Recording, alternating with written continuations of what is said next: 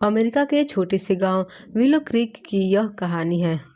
यह गांव अपने वीरान और भूतिया खेत के लिए जाना जाता था, जो गांव से कुछ दूर एक पहाड़ी के नीचे था।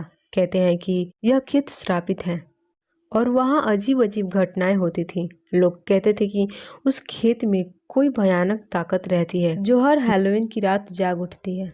गांव के लोग अपने बच्चों को चेतावनी देते थे कि वे कभी भी उस खेत के पास न जाएं, खासकर हैलोवीन की रात।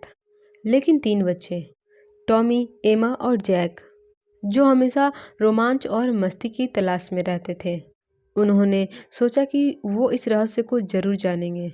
हैलोवीन की रात को उन्होंने ठान लिया कि उस डरावने खेत में जाकर देखेंगे कि वहाँ क्या है।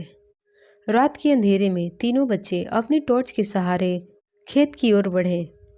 रास्ते में टॉमी ने हंसते हुए कहा, कितना भी डरावना क्यों न हो, ये बस एक पुरानी कहानी है। डर के मारे सभी इस खेत को भूतिया मानते हैं, लेकिन अंदर ही अंदर सभी घबराए हुए थे। जैसे ही वे खेत के पास पहुंचे, उन्होंने देखा कि खेत के बीचों बीच एक बड़ा सा पुतला खड़ा था। उस पुतले का सिर एक बड़े से कद्दू का बना हुआ था और उस पर एक भयानक चेहरा बना हुआ था। उसकी आंखें लाल थी, उसमें से एक डरावनी सी मुस्कान झांक रही थी। एमा ने फुसफुसाते हुए कहा, यह पुतला कुछ अजीब है, ऐसा लग रहा है जैसे वे हमें ही देख रहा हो।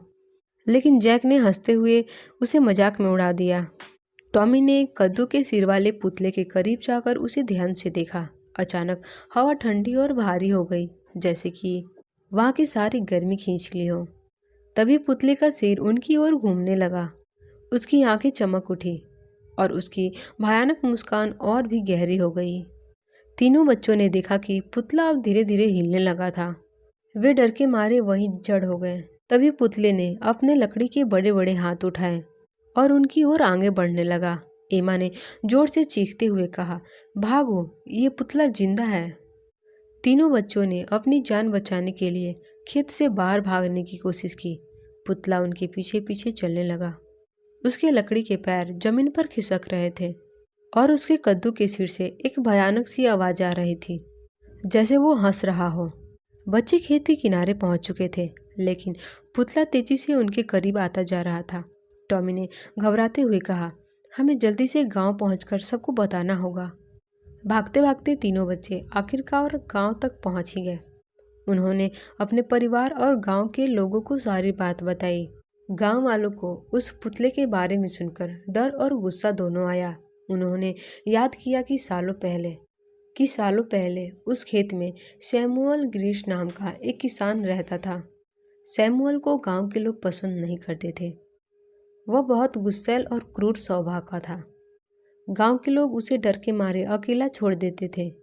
सालों पहले की बात है, जब हैलोवीन की रात को सैमुअल ने गांव वालों से बदला लेने की ठानी थी। उसे लगा कि लोग उससे नफरत करते हैं और उसे अकेला छोड़ देते हैं।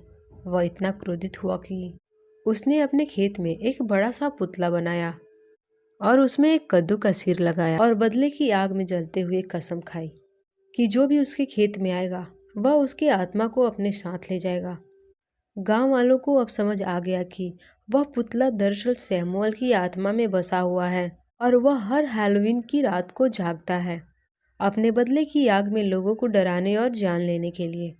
गांव वालों ने तय किया कि अब इस श्रापित आत्मा को हमेशा के लिए शांत करना ही पड़ेगा।